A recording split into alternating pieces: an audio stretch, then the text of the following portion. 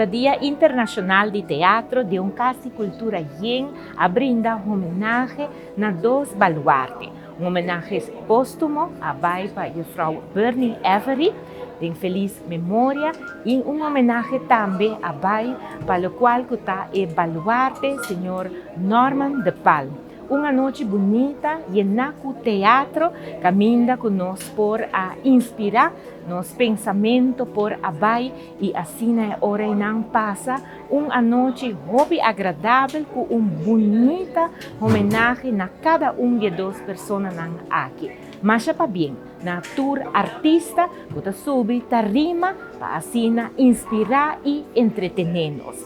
Feliz Dia Internacional de Teatro.